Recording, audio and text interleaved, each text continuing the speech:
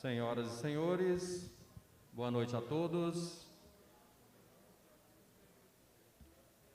Estamos iniciando nesse momento a audiência pública da usina fotovoltaica Lagoa do Sol 2, em 16 de novembro de 2021, às 19 horas, na Câmara Municipal de Dom Inocêncio, Piauí.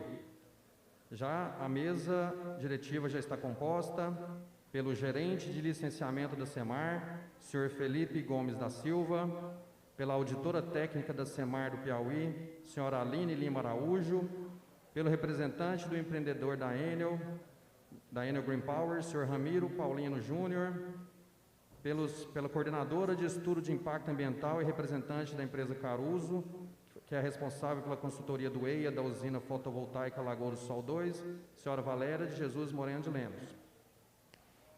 O regulamento desta audiência pública seguirá conforme o já realizado na audiência anterior, ainda há pouco, referente ao Complexo Eólico Dom Inocêncio Norte, fase 2, que foi realizado agora às 16 horas. Agora, iniciaremos as apresentações técnicas. A partir deste momento, quem quiser se inscrever para realizar perguntas, basta levantar a mão, que as recepcionistas levarão a ficha de inscrição até vocês, para que os interessados possam solicitar esclarecimentos, observando os critérios contidos no regulamento da audiência. Convidamos o representante legal do empreendedor, que fará a apresentação do empreendimento da usina fotovoltaica Lagoa do Sol 2 e seus objetivos, com duração máxima de 10 minutos. Senhor Ramiro.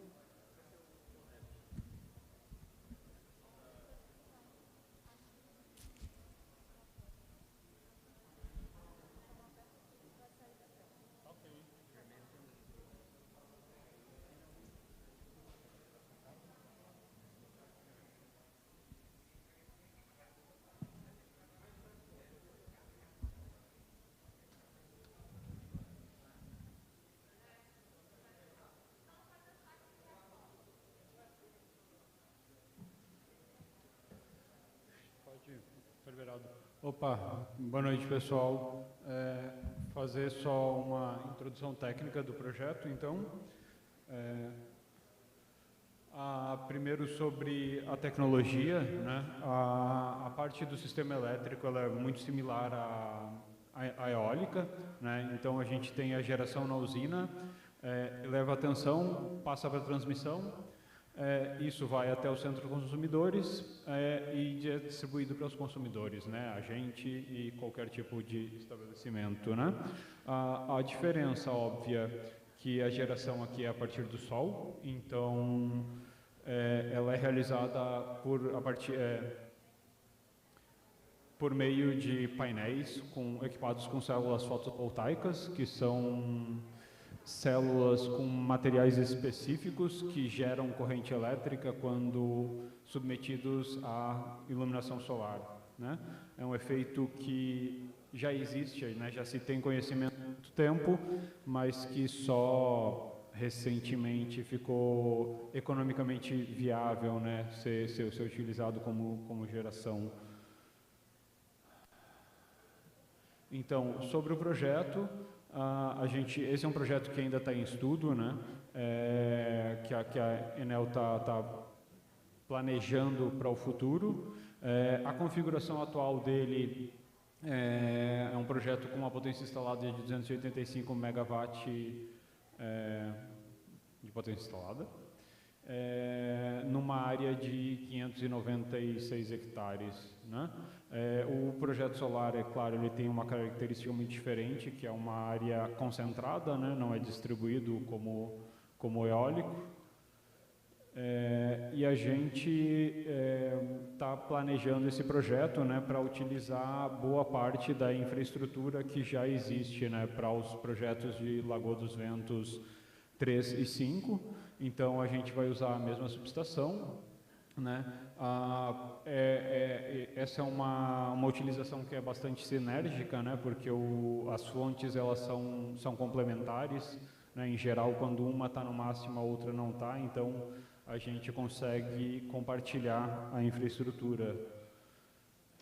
Então, é isso, né? Está planejado essa rede de média tensão de 13 km para conexão na subestação que está já em construção. A parte de infraestrutura de acessos também, né? A gente vai utilizar parte da infraestrutura já existente. Então, no mapa ali, né, a gente tem em cima os acessos roxo, né? Na vertical, mais ou menos, o ciano, eles já existem, né? Então, vão ser acessos que a gente simplesmente vai fazer manutenção e utilizar os existentes, e a gente vai ter que fazer um acesso relativamente curto, de apenas 2,5 km. Acabou. Cadê o resto?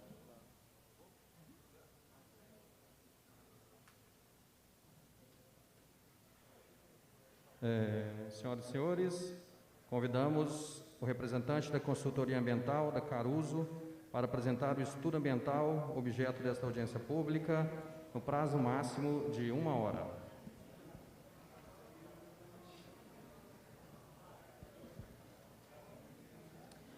Boa noite, meu nome é Valéria, eu estou como coordenadora desse projeto, e a ideia aqui é apresentar os principais resultados, de forma bem resumida, sobre o EIA-RIMA da usina fotovoltaica Lagoa do Sol 2.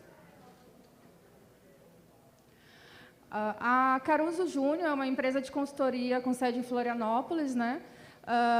Nesse estudo de impacto ambiental, a equipe multidisciplinar tiveram mais de 20 profissionais envolvidos, entre geógrafos, oceanógrafos, engenheiros, biólogos, enfim, vários profissionais de diversas áreas de atuação.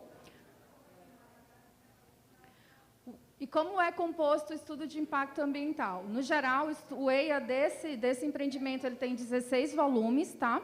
E eles estão distribuídos desde a introdução, descrição do empreendimento, até a conclusão. Temos aí um volume que não está dentro do EIA, mas que também é um volume que traz as informações gerais do empreendimento, que muitos de vocês devem ter recebido aí na entrada, que é o relatório de impacto ambiental. Esse relatório, na verdade, ele tem o objetivo de sintetizar as informações, mas com uma linguagem acessível para a população. Então, vocês vão notar que ele é cheio de gravuras, enfim, diversos recursos visuais para que a população atingida possa entender, de fato, o que esse empreendimento vem trazer para dentro da região. Pessoal, gostaria de pedir uma colaboração, fazendo um barulho para a gente aproveitar a apresentação da Valéria. Eu peço até que a organização feche um pouco a porta, por favor, deixando entreaberta. Tá? Eu acho que é um momento muito importante da discussão, da apresentação, o resultado do estudo extremamente grande que vocês estão vendo de uma equipe muito qualificada e muito grande, então acho que já merece respeito por isso, ainda mais contando que é de um instrumento, né, legal, como disse, uma expressão da participação popular, então acho que merece esse respeito, merece essa atenção. Inclusive, eu aproveito já a oportunidade para que coloquem o celular e o silencioso para a colaboração precisar atender e ser retirado do stream e tal. Então, acho que agora eu peço respeito para a apresentação da nossa colega. Obrigada.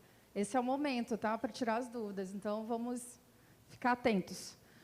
Então, uma vez que eu já falei toda a estrutura geral, agora eu vou falar um pouquinho sobre cada um dos itens aqui. Como é que o estudo ambiental ele é pensado?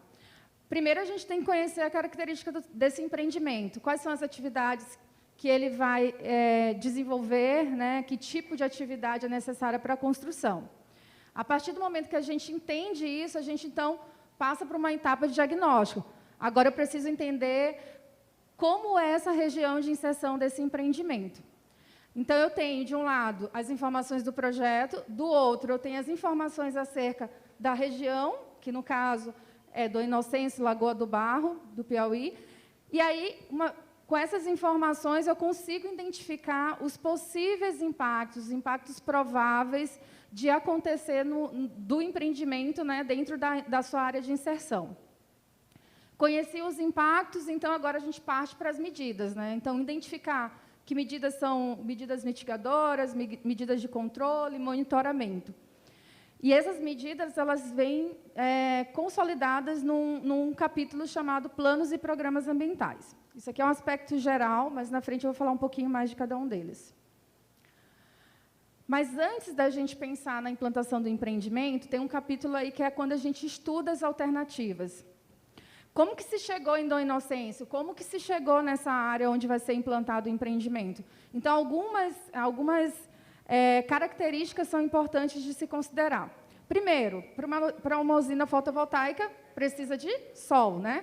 Então, a gente precisa de uma região que tenha alta incidência de radiação solar.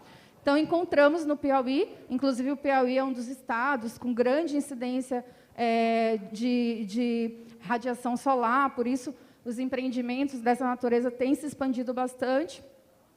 E aí a gente parte para a propriedade, que é bem importante, né? Uma usina solar, ela necessita de uma área ampla, grande, porque eu preciso de ter as placas solares implantadas, e essas placas elas acabam ocupando áreas grandes. Então, eu preciso de uma propriedade com área extensa, disponibilidade de propriedade na região, uso do solo, que a gente procura não ter grandes impactos. A exemplo, eu não vou buscar um terreno que é totalmente cheio de vegetação, né? Então, a ideia é buscar um terreno que já tenha um pouco mais de...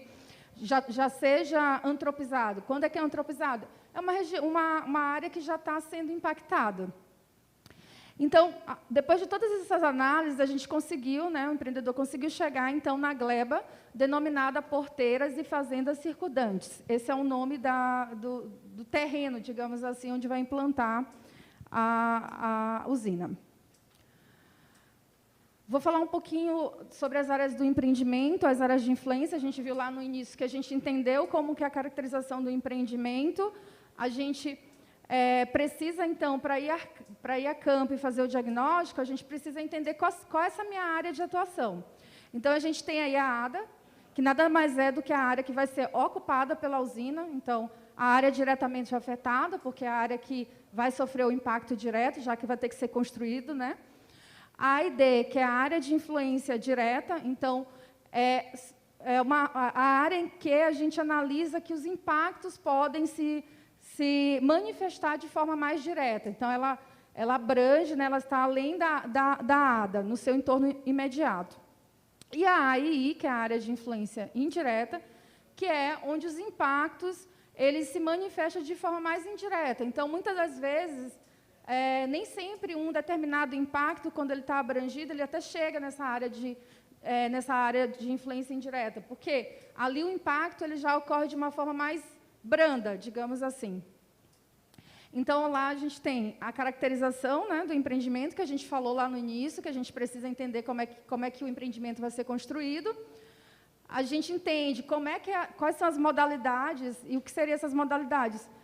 São as formas de como esse empreendimento vai se dar, né? Se vai ter escavação de solo, se vai precisar, enfim, de terraplanagem. Então, é isso aqui que a gente precisa analisar. Definiu-se a área de influência, parte, então, para o diagnóstico ambiental e depois avalia os impactos. E aí a gente observa que a ADA está dentro da AID, que, por sua vez, está dentro da AI.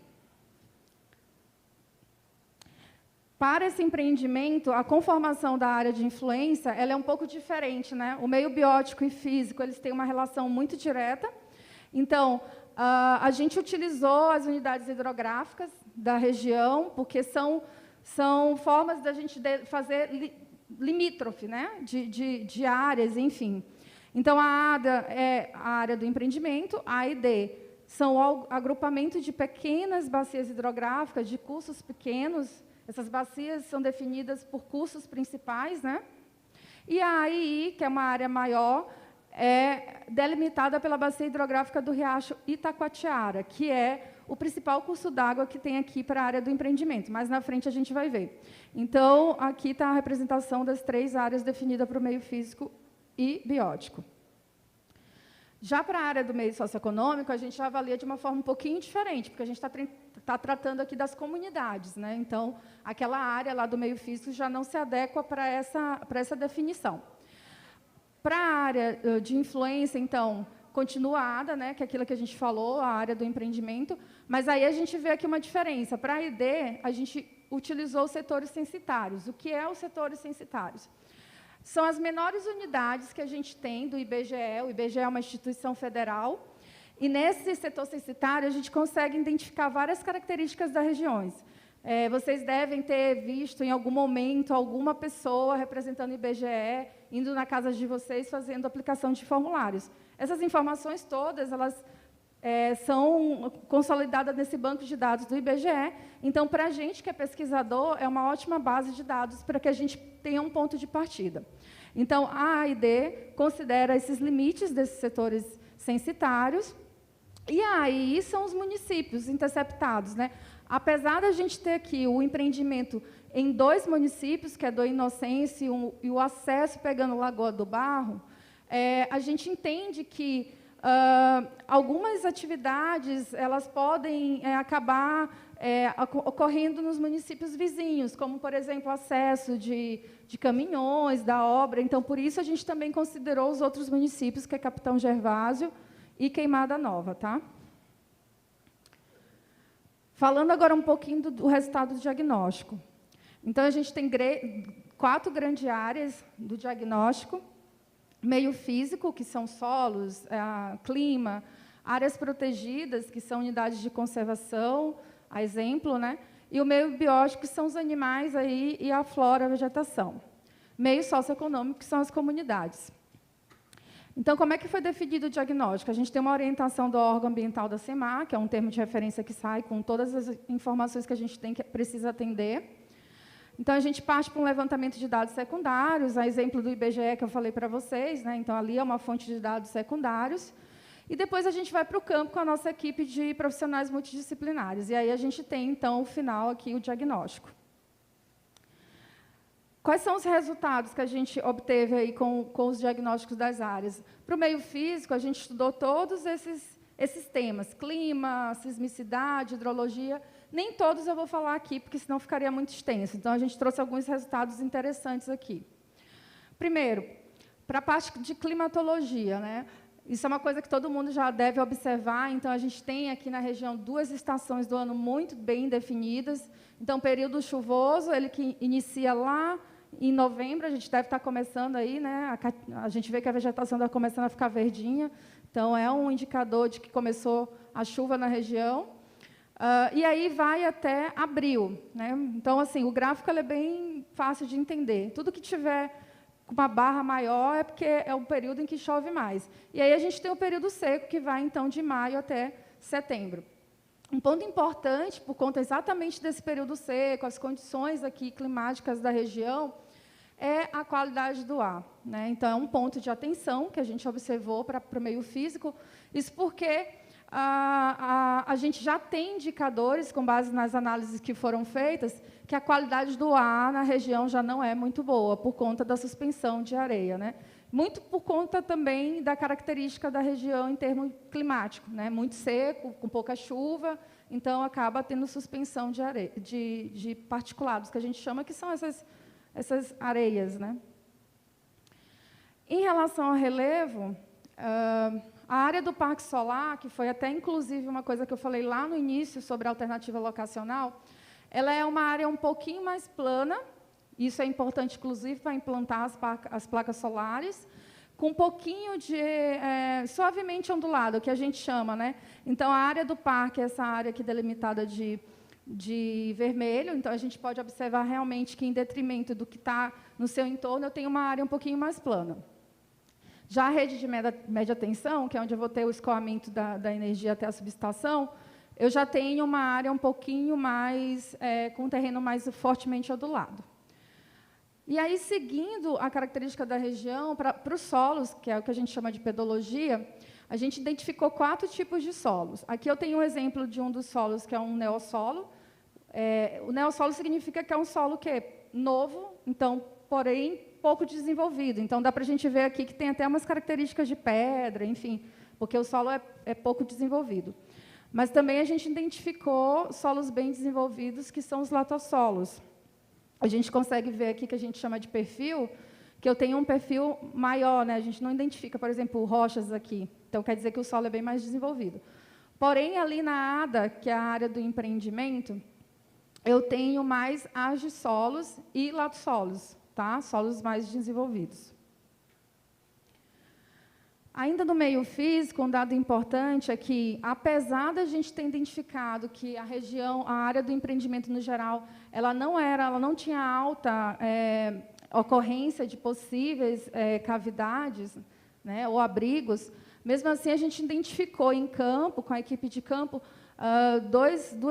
um abrigo, né, e uma caverna. É importante dizer que ele não está dentro da área de 250 metros, que é uma área definida pelo SECAV. O SECAV é a instituição que protege essas cavidades. Então, ele está a mais de 300 metros. Então, a gente não prevê impactos do empreendimento nessas cavidades. Tá? E aí, a gente tem o que a gente chama de vulnerabilidade geotécnica. É um item super importante para se entender... para entender quais são as características do solo e da região para a implantação do empreendimento, sobretudo para a questão construtiva do empreendimento.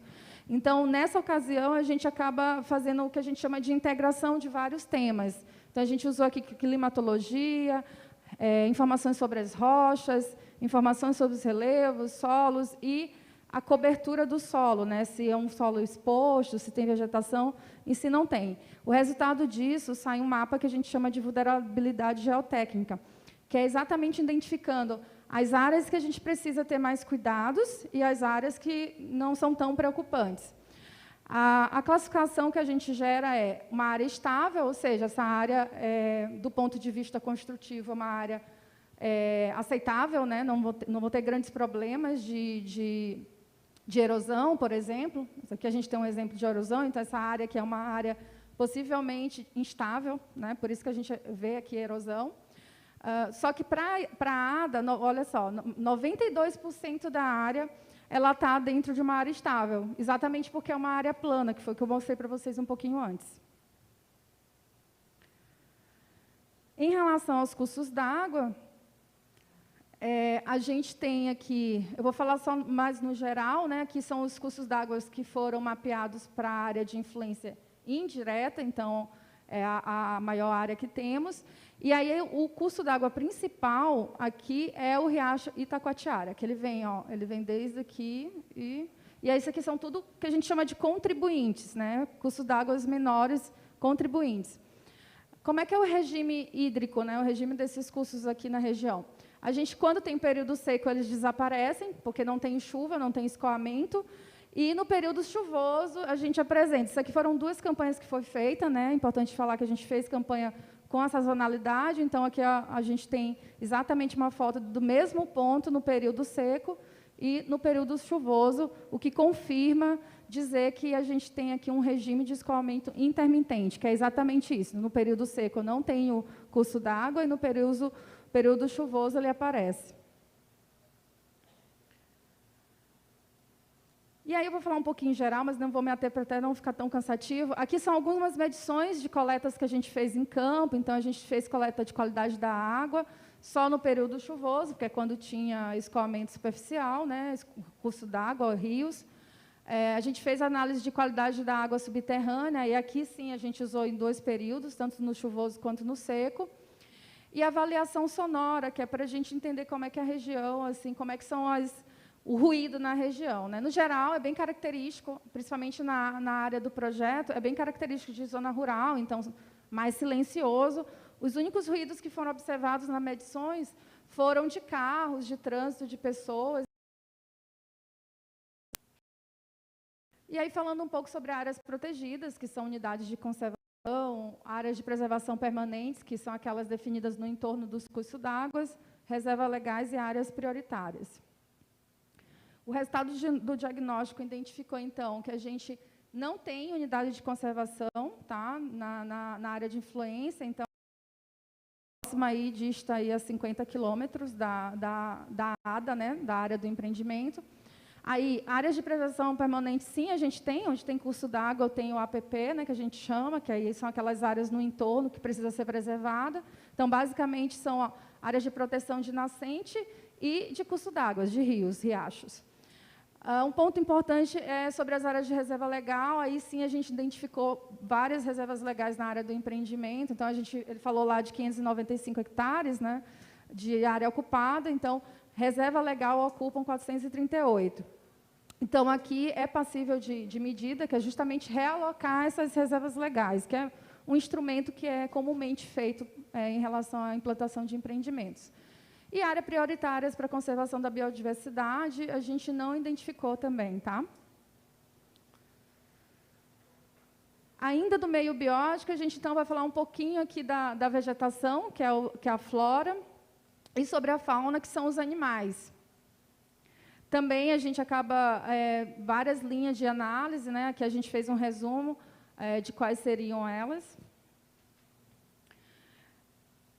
Como que a gente faz esse levantamento? Então, a gente usa dados secundários, sempre tem base de dados secundários, e dados primários. Então, para a vegetação, foi feita uma campanha de campo, aí do dia 29 a 12 de agosto. A gente tem algumas evidências, né, algumas fotos do pessoal no campo. E para a fauna, a gente teve 2 campanhas de campo, que foi justamente no período chuvoso e no período seco. E quais foram os resultados que a gente identificou? Para a vegetação, também não é muito diferente do outro empreendimento para quem estava antes, né? Então, a gente aqui também tem savana estépica arborizada, que é uma característica do bioma Caatinga. E para o empreendimento, a área do empreendimento, a gente identificou que 67,48% é de estágio inicial. O que seria esse estágio inicial? É exatamente a vegetação ainda em fase de crescimento, se recuperando. Possivelmente, esses estágios iniciais estão em áreas mais degradadas. Aqui eu tenho um exemplo, né? Então, aqui é uma foto de uma área, de uma savana estépica arborizada em estágio inicial, com característica de área mais degradada. Aqui eu tenho uma foto, digamos, intermediária entre a inicial e a média. E aqui é uma média que um dos indicadores é justamente eu ter indivíduos, né, árvores um pouco mais robustas, maiores. Aqui é só para vocês entenderem um pouco como é que foi espacializado em campo. Então, aqui eu tenho as parcelas, que a gente chama, né, os pontos de levantamento no campo. Então, ele está distribuído não só na área do empreendimento, mas nas áreas de influência. E aqui é um detalhe maior da área do empreendimento. Então, é possível observar que a gente fez realmente um levantamento bem intenso. Para a flora, então, para a vegetação, a gente identificou 25 espécies endêmicas. O que é uma espécie endêmica? É quando ela é característica de uma região, né? No caso aqui, da Caatinga, por exemplo. Então, dessas 25, 16 são exclusivas da região Nordeste, ou seja, eu vou lá para o sul do país, eu não vou encontrar elas. Tivemos 86 morfoespécies, que é justamente espécies que têm características diferentes, formas diferentes, e 11 delas foram constatadas com algum grau de ameaça. Então, assim, essas ameaçadas são aquelas que a gente precisa ter atenção redobrada. Aqui a gente tem um exemplo de alguma delas. A coroa de frade é uma dessas 11 que está dentro da categoria de ameaçada. Então, talvez vocês já tenham observado aí nas suas residências ou próximos aí das suas casas. E, em relação da fauna, a gente tem aqui, então, pontos que são zonas de monitoramento que a gente define no campo, antes do campo e valida no campo. A gente observa aqui 3 pontos de controles que a gente chama, então, eles estão fora da área afetada, que vai ser afetada, e um ponto dentro da área que é a área do empreendimento mesmo. Isso aqui é proposital, que é para a gente poder comparar os resultados de todos esses pontos entre si. Então, aqui são os exemplos, os pontos, né, relacionando ali com as áreas que foram definidas. E aí a gente estuda a fauna por grupo, né? Então, a herpetofauna, o que seria a herpetofauna? São os répteis, anfíbios, os sapos, as pererecas, enfim, né? A gente fez busca ativa, procura ativa mesmo, e para esse grupo a gente identificou 79 espécies e uma que consta em perigo na lista brasileira, que é a cobra de 2 cabeças. Essa daqui a gente não conseguiu registrar em campo, tá? A avifauna, que são as aves, né, que é um dos mais dos grupos mais abundantes e mais diversos, assim, em termos de espécie. A gente vê logo aqui a diferença de número, né? Então, a gente tem aqui, no estudo catalogado, foi identificado 253 espécies, e uma espécie exótica, que é aquela espécie que não é da região, mas que, por algum motivo, chegou aqui na região de vocês. Então, ela é chamada de espécie invasora. E 4 espécies que estão em algum status de ameaça. Aqui eu trouxe exemplo de uma delas, que é a jacucaca. Eu acho que... A mastofauna não voadora, então, são aquelas mastofaunas, né, que são terrestres mesmo, que são de pequeno, menores ou maiores, mas que são terrestres. Para esse grupo, a gente identificou 44 espécies, e 4 espécies ameaçadas de extinção. Esse aqui vocês devem conhecer bem, porque é bem falado na região, né? O tatu-bola é uma delas que está em perigo. Esse registro foi feito em campo mesmo, tá? O pessoal da equipe conseguiu identificar, fazer esse registro em campo. A quiroptofauna são morcegos, né? Então, a metodologia foi basicamente de monitoramento acústico. Então, aqui vocês têm fotos, né, da nossa equipe instalando equipamentos. O monitoramento acústico são para fazer gravações dos ruídos, e aí a gente tem especialistas nessa área que conseguem identificar pelo ruído qual que é a espécie ocorrente na região. Então, para esse grupo, a gente teve 79 espécies, dentre as quais 4 são encontradas em dados secundários, né, em estudos que já foram feitos aqui na região, como ameaçadas de extinção. E aí, trazendo um pouquinho sobre os dados do socioeconômico, também é um item bem robusto do EIA, então a gente vê várias análises, distribuição das comunidades, características dessas comunidades, como é que elas se relacionam, a organização social, quem são esses líderes. Então, tudo isso aqui, dados dessas comunidades, de economia, enfim. E aí, os dados de campo, aqui a gente tem alguns registros da nossa equipe em campo, fazendo esse levantamento. Aqui é mais um que a gente chama um mapa mental de como que isso é feito, né? Então, a gente tem todo esse trabalho de entrevistar prefeituras, entrevistar moradores da área do projeto, e também a base de dados secundários. Essas 2 informações somadas, então, me geram o diagnóstico do meio socioeconômico. No geral, para a AID, que é essa área em preto aqui, a gente identificou várias localidades espalhadas, né? Não é uma área extremamente ocupada, é baixa ocupada do ponto de vista populacional, né, de pessoas ali, mas existem várias comunidades que a gente foi identificando que possuem relação entre si. Então, no total, o estudo identificou 67 localidades, e a gente estima que nessa área de influência direta, nós temos aí cerca de 1.874 moradores. Vale informar que nenhum desses moradores estão na área do empreendimento, tá?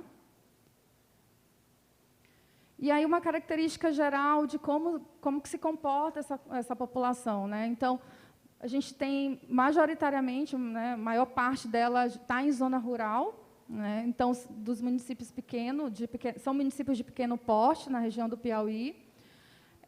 As casas, a gente tem alguns exemplos aqui, né, elas são mistas, algumas até de pau a pique, ou mesmo de alvenaria, de tijolo. Então, a gente identificou vários tipos de residências, de materiais. Identificamos algumas estruturas, como o dessalinizador, que é uma questão bem importante, que é a questão da água aqui, que a gente sabe que tem escassez hídrica, né? Então, a gente viu algumas alternativas, como esse abrigo aí de dessalinizador de água. E aqui eu trago alguns dados gerais, né? Então, água, o consumo basicamente é de cisterna, 95%. Isso aqui foi uma estimativa que a gente chegou, tá? Com base nas entrevistas. A eletricidade, 99%. Então, assim, quase todo mundo tem rede geral, né? Tem acesso à eletricidade. Como é que é a comunicação, né? Então, a gente tem 75% mais ou menos que conseguem utilizar a internet, conseguem se comunicar com a internet. Mas a gente vê um número grande de uso de rádio, né, principalmente na região mais rural. O resíduo foi um dado que chamou bastante atenção. Aqui tem uma foto, inclusive. Nessa região, 100% queima ou enterra. Então, assim, isso para o estudo é importante para a gente pensar em medidas mais lá na frente, né? E o material que foi que eu falei, né? 30% é alvenaria, 50%, que é a maior parte, a gente viu mista, alvenaria e pau a pique, enfim.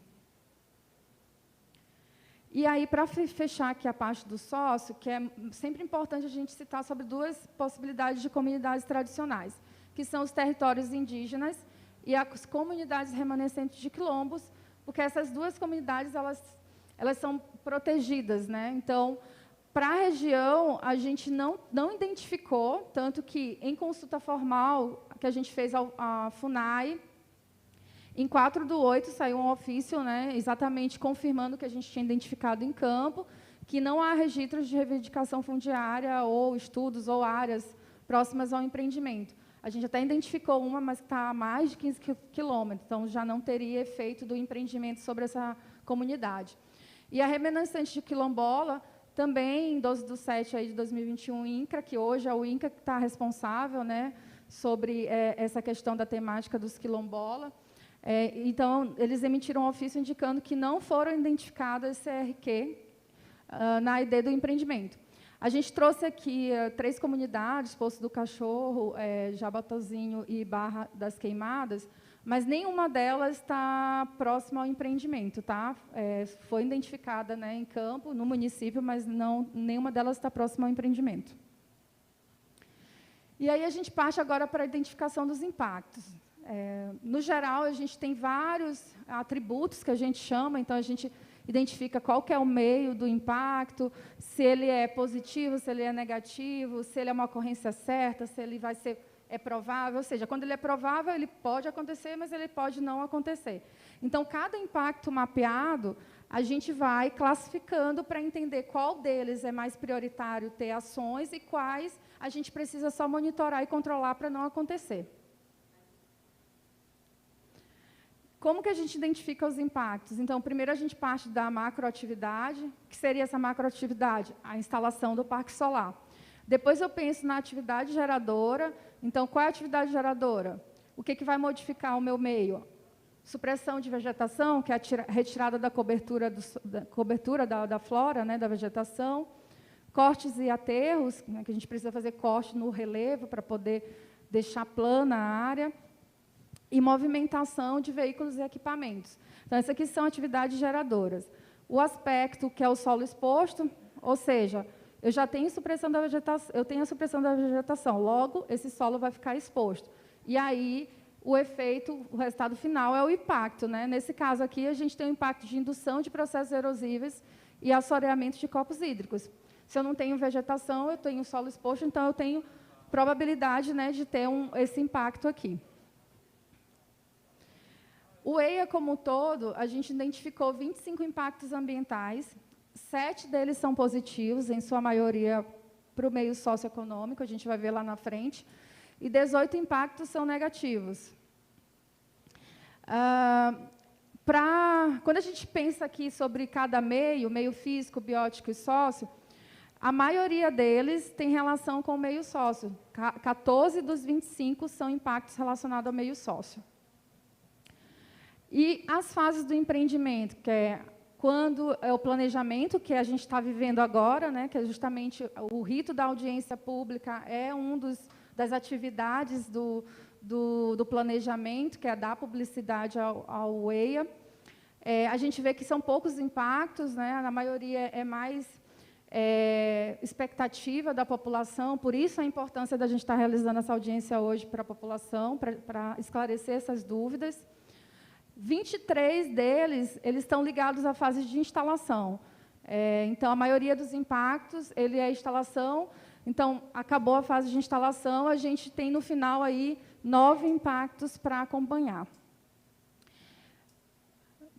Dos 25 impactos, 16 estão classificados como de alta, 9 como de média e 9 baixa, ou seja, os impactos de alta são aqueles que a gente precisa ter atenção redobrada. E aí estão listados todos os impactos, aqui por cor, tá? Então, físico, o meio biótico e sócio. Olha lá o sócio que a gente tinha visto que tinha mais impacto, né? Então, os de alta estão aqui de vermelho. Eu vou falar só de alguns aqui para a gente entender o contexto como um todo. O sócio, a gente tem aqui um impacto de alta bem importante, que é, por exemplo, a dinamização econômica indireta. Que é, uma vez que eu tenho empreendimento, eu chego com diversas, enfim, com empregos, e isso vai aquecendo o mercado local. Eu acho que vocês mesmos já devem ter observado uma mudança em Do Inocêncio nos últimos anos, até por conta desses projetos que estão vindo agora. Um outro importante aqui é a oferta de empregos temporários. É importante dizer que são temporários, porque a maioria deles estão na fase de instalação, então é um dos impactos classificados como de alta relevância.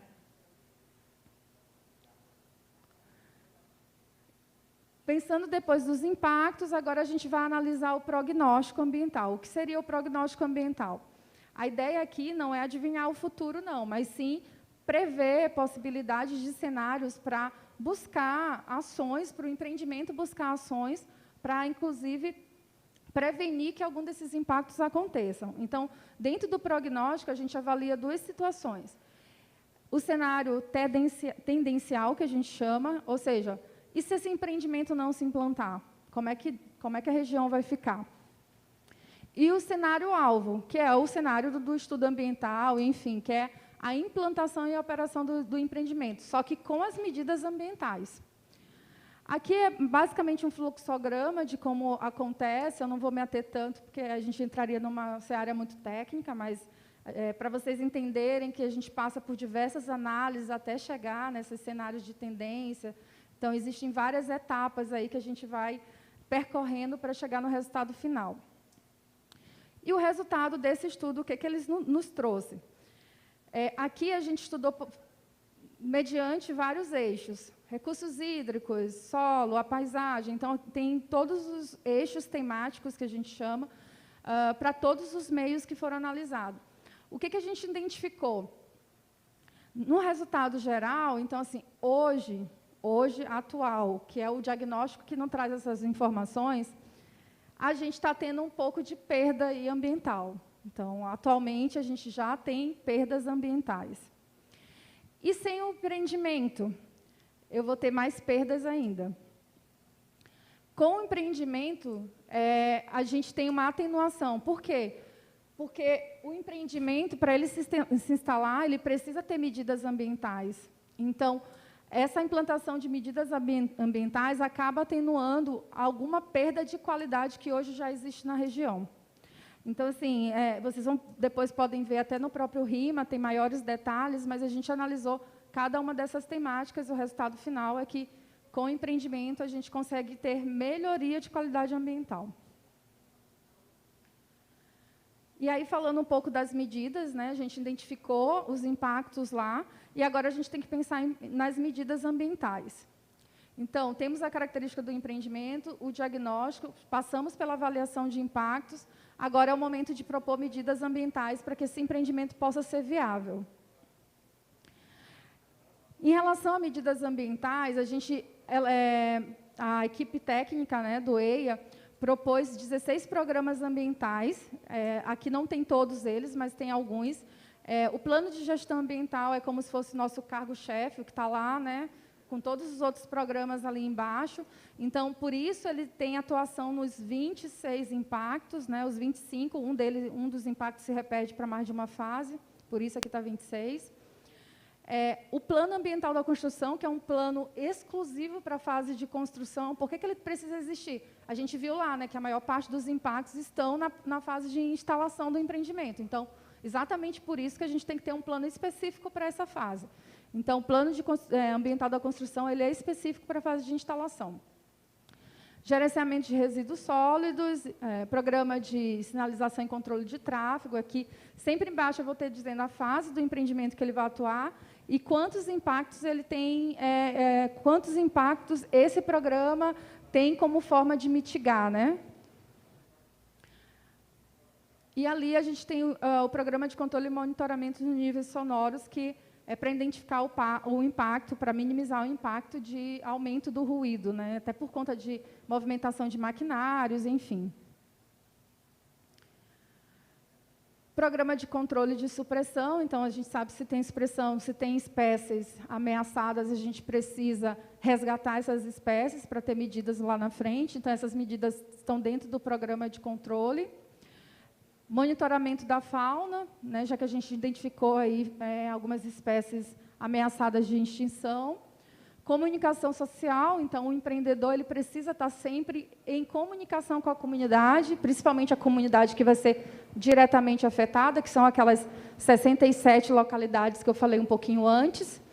O programa de educação ambiental, que tem justamente esse objetivo de sensibilizar a população até para a mudança de hábitos, né? E, por fim, aqui, contratação de mão de obra. Então, assim, como a gente tem um número grande de empregos que vão ser oferecidos durante a fase de implantação, existe um programa de capacitação de mão de obra para alguns desses cargos, eles precisam, né, ser capacitados para que a população possa ser admitida no empreendimento. E aí a gente tem a compensação ambiental, que ela é basicamente já uma compensação já prevista na legislação, que é justamente para compensar aqueles impactos que não são possíveis de ser mitigados, diminuídos ou acompanhados. Então, para isso, o empreendimento é definido um valor, né, de compensação ambiental, que justamente inclui, para avaliação, o grau de impacto. Então, todos os impactos são analisados, impacto sobre a biodiversidade, que a gente sabe que não tem, né? E influência em unidade de conservação, que também a gente não vai ter para esse empreendimento. E aí, encerrando a conclusão do nosso EIA-RIMA, a gente identifica, sim, que a região ela tem um alto potencial de radiação solar, então, por isso, o empreendimento dessa natureza é extremamente viável. E aí isso corrobora com... Piauí está dentro desse cinturão solar, que são áreas aí ao longo do Brasil que tem essa incidência muito alta. Foram levantadas e mapeadas as interferências dos componentes, né, então, que poderiam causar restrições. Então, a partir disso, a gente conheceu a região e consegue identificar as melhores e as medidas necessárias para a viabilidade desse empreendimento. Os levantamentos de campo, bibliográfico, enfim, fizeram com que a gente identificasse, então, todas as possíveis alterações, e, a partir disso, a gente prevê quais são os efeitos negativos e aqueles que não sejam possíveis, né, de ser mitigados, precisam ser compensados. E aí, uma análise geral que a equipe técnica multidisciplinar chegou à conclusão de que, sim, o empreendimento ele é viável para ser instalado na região, desde que todas as medidas propostas no EIA sejam rigorosamente atendidas. E é isso, gente. Queria agradecer. Estou à disposição aí pela...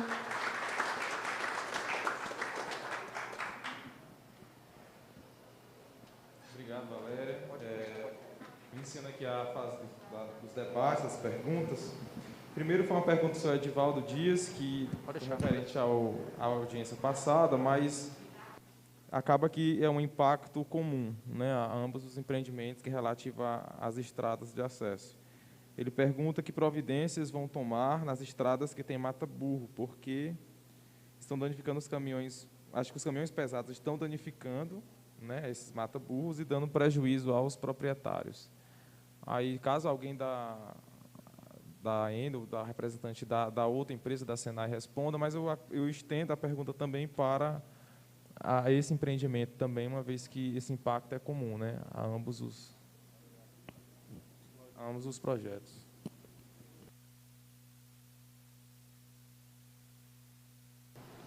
Sim, como o Maurício já falou um pouco, os dois Maurícios, né, o Maurício da Sustentabilidade e o Maurício do Fundiário, tem todo um trabalho de acompanhamento, tem as ouvidorias também abertas e a partir delas a gente faz a conversa com as construtoras para que elas reforcem a recuperação das vias, para que elas molhem as vias. Então, todo esse trabalho é um trabalho contínuo. à medida que a comunidade e os proprietários vão demandando para a gente, ajuda a gente a fazer esse controle.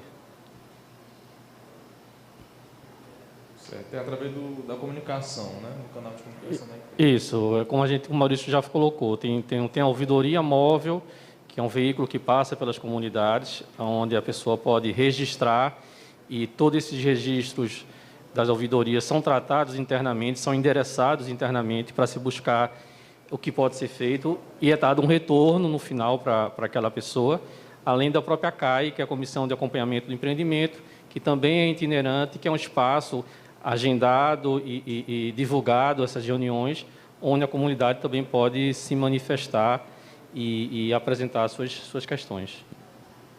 Obrigado. Valdenir de Oliveira Almeida, aqui de Dom Inocêncio também. As propriedades onde irão ser implantadas placas serão indenizadas, e as propriedades onde serão desmatadas para passar as linhas também serão indenizadas? Por quanto tempo ocorre essa indenização? Tá, é uma propriedade só envolvida para gerar energia, onde vão estar as placas. Já tem um contrato firmado. O proprietário está, inclusive, ansioso para que inicie a obra. Uma obra ainda que está ainda para ser programada, um início, nós não temos uma data. Tá? E toda a parte de linha de transmissão, no caso aqui, rede de média tensão, sempre existem os contratos de servidão de passagem firmados com os proprietários antes de qualquer tipo de intervenção. Então, esse trabalho está ainda, no caso de Lagoa do Sol 2, vai ser iniciada essa parte ainda, mais para frente, quando a gente tiver um cronograma mais definido para início de obra. Aí, em relação às indenizações, ela perguntou se tem indenização. Sim. E por quanto tempo também? A indenização de servidão de passagem se faz em cima do valor da terra nua, que é toda uma metodologia que calcula, tem os padrões para calcular esses valores, e das benfeitorias impactadas. Então, vai uma empresa especializada, acho que aqui está trabalhando em Adamos, né, Maurício?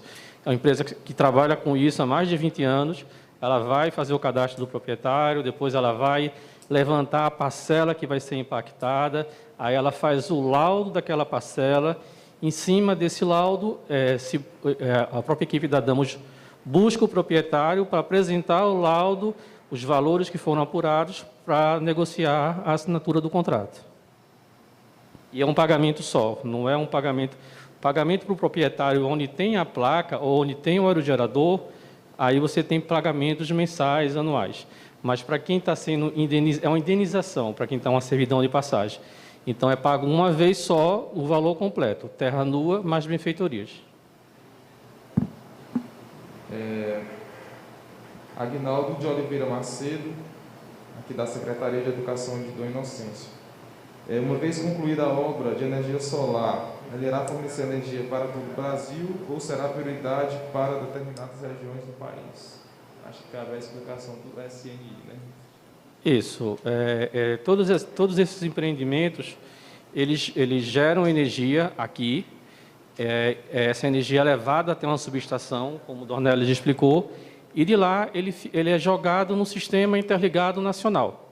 Ou seja, a energia que está sendo consumida aqui pode vir de outra região do país. O sistema é interligado. Então, o importante é que a energia seja jogada na rede e aí ele fica disponível na rede. Ele pode ser consumido aqui, pode ser consumido em outro estado. Não vai ser uma ligação para um local específico. Vai para a subestação e nela ela é jogada nesse sistema nacional. Então, recentemente, com a crise hídrica, o Nordeste, com as eólicas, deu uma contribuição muito grande para atenuar esse problema que está tendo da crise hídrica. Por quê? Porque nunca gerou tanto, está gerando muito bem as eólicas, está suprindo uma boa parte do Nordeste, ou seja, minimizando os problemas da falta de chuva. Ok.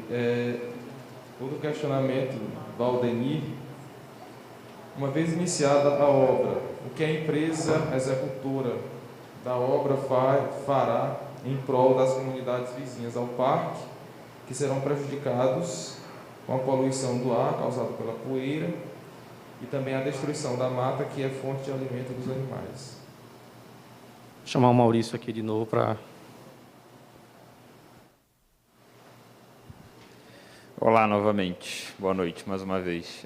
Enfim, como eu falei um pouquinho na primeira audiência, a gente tem alguns programas, né, que visam mitigar todos esses impactos. Do ponto de vista ambiental, quando a gente finaliza a obra, existe um programa de recuperação das áreas desmatadas, né, das áreas suprimidas.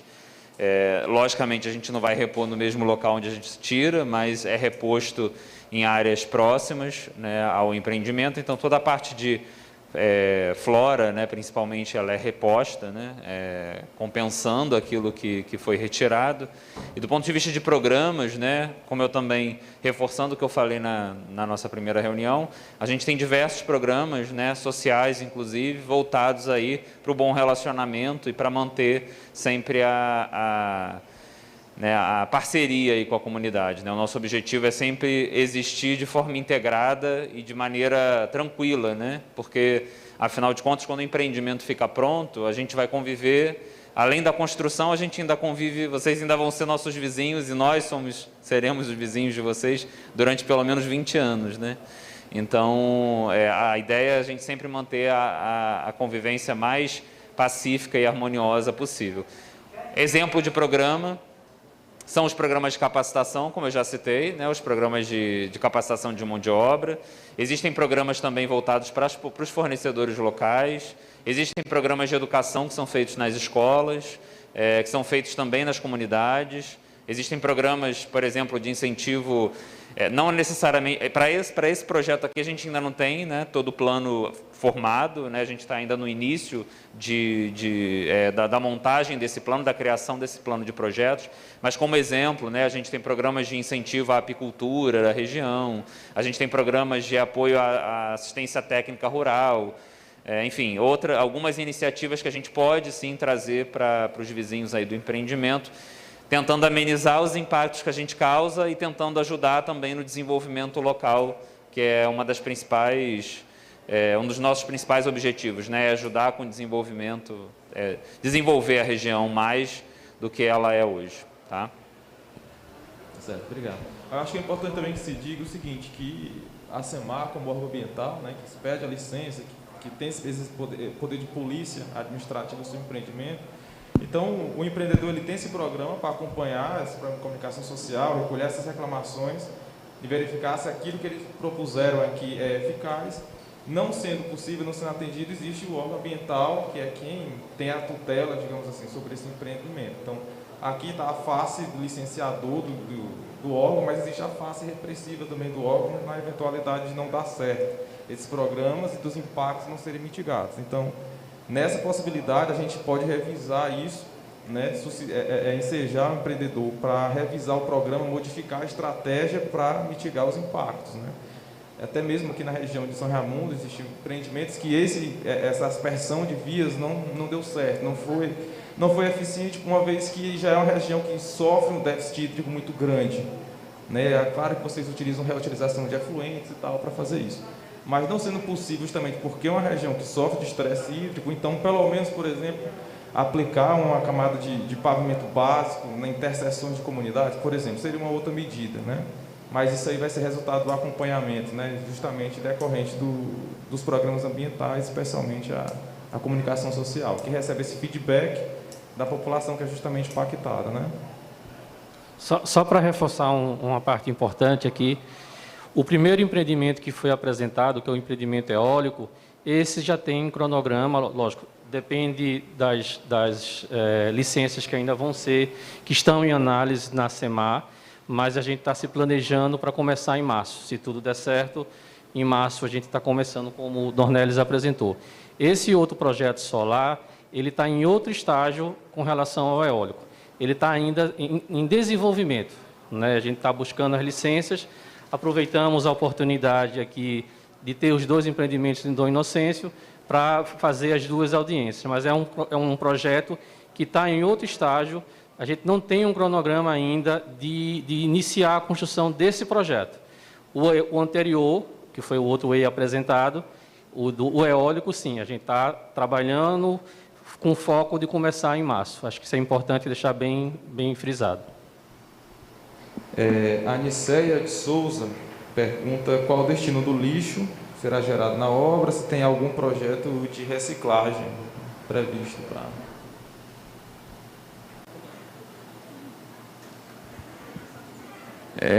Bom, sobre a gestão do resíduo, também é um programa, né, faz parte do nosso processo de licenciamento, existe todo um cuidado e com a destinação existe uma legislação, né, na verdade a Enel não faz isso só porque ela acha legal, ela precisa cumprir a legislação, existe uma legislação federal para isso, né?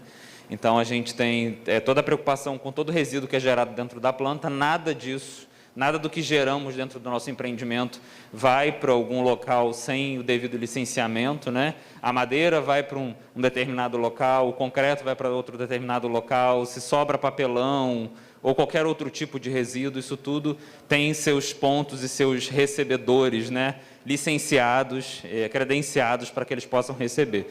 Então, nada do que a gente gera fica nos aterros das cidades ou, enfim... ou espalhados, né, de alguma maneira, até porque nós temos aí, como o Felipe colocou, o órgão também aí, né, acompanhando todo o nosso trabalho para que seja cumprida essa legislação. Então, acho que é isso. Eu respondi, faltou mais alguma coisa? Não, né? Acho que é isso, a gestão é feita. É importante também que a gente desenvolve alguns programas de compostagem, né, na região, porque aí fala, como, né, a gente tem aí os trabalhadores, eles se alimentam dentro dos restaurantes da obra, e um dos resíduos também que além, enfim, da gente se preocupar com a destinação, a gente também se preocupa com o reaproveitamento do que é possível ser reaproveitado, né? A gente tem programas aí que incentivam o reaproveitamento da madeira, por exemplo, ou do concreto, capacitações que são feitas para ajudar a população, na verdade, a reaproveitar esse material, e dentro desses materiais está o resíduo orgânico que sobra dos restaurantes da obra, né? Onde a gente trabalha o tema da compostagem, muitas vezes em parceria com escolas, aqui, por exemplo, vocês já beneficiados, aqui eu acho que é legal sempre citar, Lagoa 3, né, que é a obra hoje que está vigente, a gente tem um projeto previsto aí para a escola de Ladeira, né, da comunidade de Ladeira, que envolve a compostagem, inclusive, né, então é só um exemplo, na verdade, do que pode vir ainda nos empreendimentos, tanto de Lagoa 5, né, do Inocêncio Norte fase 2, e Lagoa do Sol 2, aí, como a gente falou. Tá certo. O apoio tem mais alguma pergunta por escrito para entregar? Você fala na intervenção oral, por favor. Mais uma vez, boa noite a todos. Tratando agora de um outro grande projeto, agora já aproveitando o sol calor do nosso Piauí, né?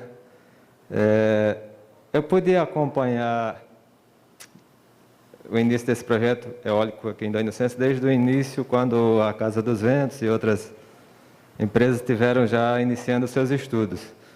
A gente, inclusive, teve algumas dificuldades em relação aos proprietários das terras, que teria que dar o início, quer dizer, a continuidade, no caso do projeto, dos acessos, para poder concluir aquela área toda, né, para dar sequência, no caso, se no meio tiver resistência, aí não seria atendido a parte na frente, né? E eu percebo que Dom Inocêncio conseguiu entender a grandiosidade do projeto, o desenvolvimento que vem trazendo para Dom Inocêncio, é notório isso, todos nós estamos podendo acompanhar, estamos vendo que realmente é uma grande conquista, uma grande obra que está sendo desenvolvida, e a gente pode perceber aqui hoje, né, Valéria, que já estão aproveitando também o sol, que realmente muito bom, atende bem na questão solar, energia solar. E eu percebi aí na apresentação que é próximo já onde está sendo construído os parques eólicos, né, para estar aproveitando também as redes colhedoras. Que foi citado aqui, inclusive, mas não foi bem definido, é a questão da energia que é produzida e que a que nós usamos aqui, realmente a gente não vai poder usar a produção que nós vamos produzir, mas de forma que ela é interligada e que com certeza vai melhorar, né? Porque aqui a gente usa a energia vindo de uma parte e a produção aqui está indo para outra. No caso, está indo para Queimada Nova e que de lá interliga nos outros estados por esses leões que foram construídos.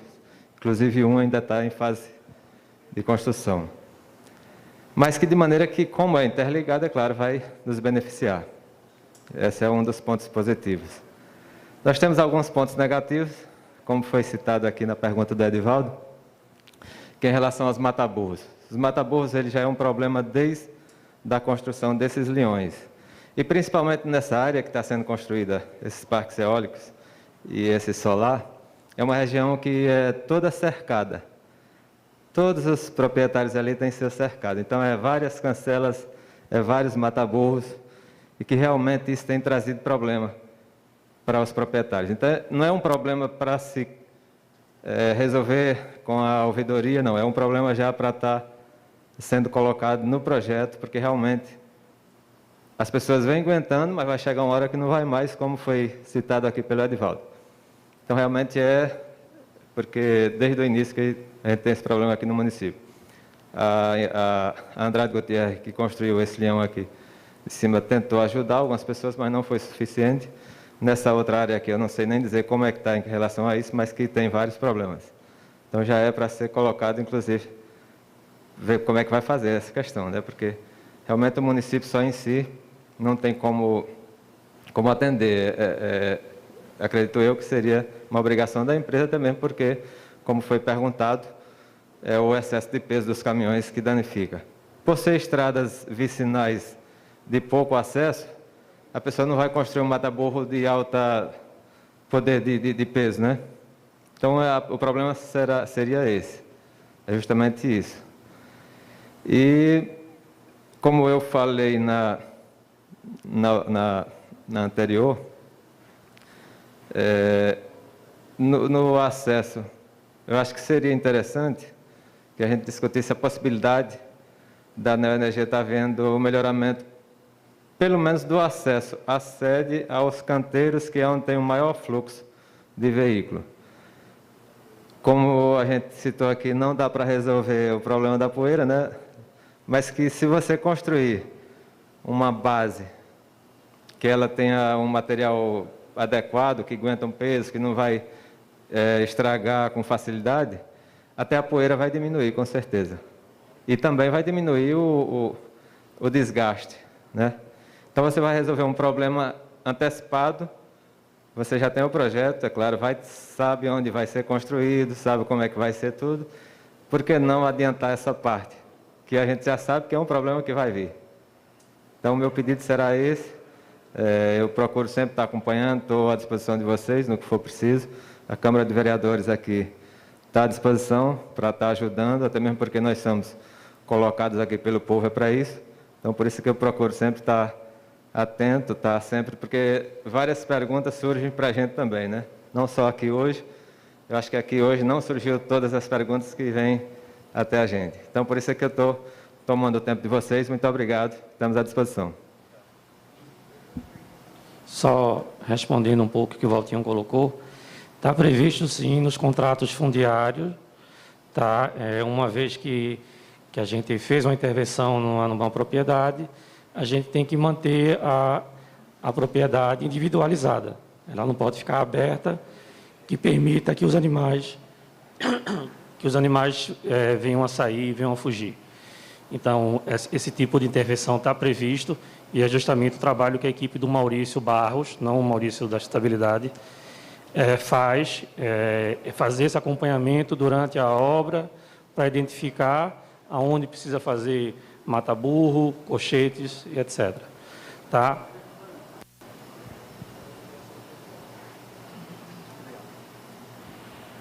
Eu sei que não é o fórum da reunião de Lagoa Solar, mas está acontecendo isso nesse mesmo momento para a Lagoa 3, que é o empreendimento que a gente está construindo agora, que eu imagino que devem ser as queixas que o senhor está recebendo em relação ao mata-burro. É um tema bem sensível, porque nos casos que já tem um mata-burro lá e vai ser necessário substituir o mata-burro, já foi, inclusive, instalado vários mata-burros com a capacidade, né, ideal para poder passar os equipamentos, porque já tinham os mata-burros instalados antes, eram fácil serem identificados e mapeados, e já foram substituídos, não sei se todos, né, mas esses casos já estão mais avançados. Nos outros casos, onde não tinha mata-burro e era só a cerca, porque todas as áreas são cercadas, não teve condições da gente fazer o levantamento total antes, porque, na maioria desses casos, não tinham acessos construídos e são locais inacessíveis. Não dá para você chegar lá antes da obra começar, porque não tem como você fazer o levantamento, porque o acesso está projetado muito longe da onde existe o acesso já existente mesmo, né? Então, realmente, em alguns casos, quando não tem mata-burro, que tem só a cerca, a gente só consegue fazer a instalação do mata-burro mesmo definitivo com o avançar da obra. Quando o acesso chega lá, aí fica mais fácil você identificar e sair, né, fazendo a substituição. Em nem todos os casos que tem cerca, vai ser instalado o mata-burro. Então, nesses casos, vai avaliar entre o proprietário e a engenharia e construção do empreendimento qual vai ser a melhor estrutura para poder colocar. Durante a obra, né, nem em todos esses casos aí a gente vai instalar no mesmo momento o mata-burro, porque com o movimento da obra ali talvez não seja o ideal para ser feito, por causa de, pode danificar e tudo mais, os equipamentos são muito pesados. Essa estrutura definitiva só é instalada depois que acaba a obra, que é em comum acordo com o proprietário, decidido se vai ser instalado um mata-burro ou uma cancela para poder não deixar a área aberta. O certo é que não ficará aberta. Durante a obra, a gente faz, sim, a instalação do colchete, que a gente sabe que é um improviso, mas é o que a gente pode resolver durante o empreendimento, né? O que tem acontecido, uma coisa que também vamos pedir desculpa a vocês aqui, é que alguns funcionários das empreiteiras contratadas abrem os colchetes, não fecham depois que passam, e aí acontece todo esse problema. Acontece que eles fazem o quê? Abrem uma ouvidoria para a Luciane e para a Maurício, eles chamam a gente, chamam a construção, vamos lá, verificamos, e o que foi impactado com o proprietário, a gente tem que resolver e indenizar de acordo com, né, o que foi averiguado e confirmado em campo. Então, em vários casos, a gente já notificou as contratadas, a própria contratada já notificou os funcionários deles também, e estamos tentando resolver para diminuir esses problemas. Mas, nos casos que já tem mata-burro, a gente já fez a substituição da grande maioria deles, mas, no caso do solar, o acesso é muito menor. E o acesso ele é mais acessível, né? Digamos, tem um acesso que já é existente e tem um projetado que não existe ainda, que a gente ainda vai construir, mas é muito próximo do existente. Então, nesses casos, é mais fácil a gente sair, identificar em campo e passar para a engenharia.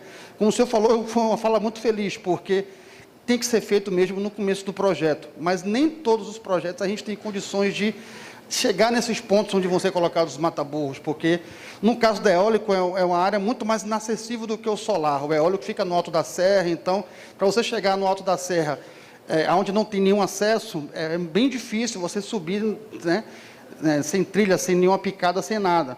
No caso do solar, creio que não vai ter esse problema, não, mas é geralmente feito dessa forma, então,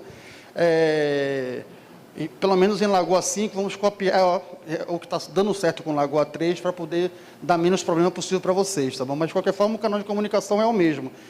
Caso a gente não consiga consertar ou verificar isso antes mesmo do empreendimento, infelizmente, o único caminho é chamar a ouvidoria para a gente estar atuando caso a caso com o proprietário, mas essa comunicação vai estar sempre aberta entre a gente, tá bom?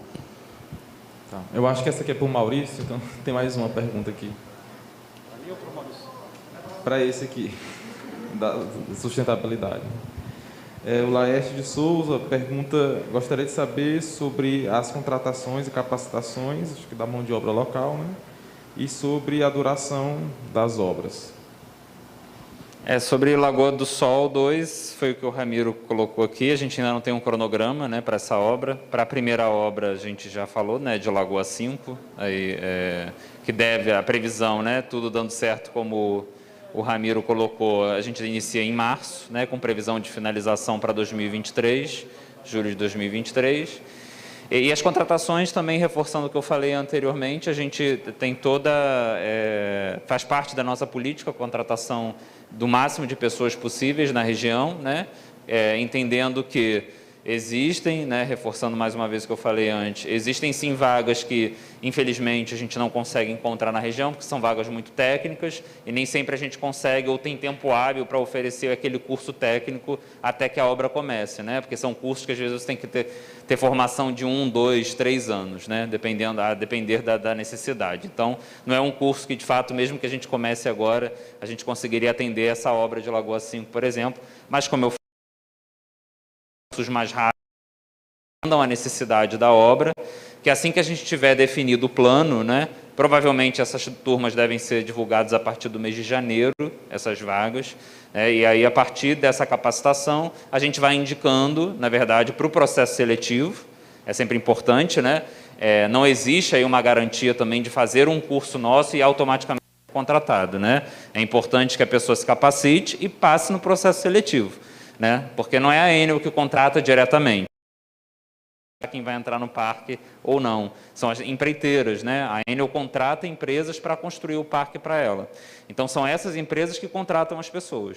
Então, a pessoa tem que se capacitar e passar na entrevista. Dando tudo certo, certamente ela vai ser contratada, tá? Então, está previsto, né, os programas de capacitação, os programas de contratação de mão de obra.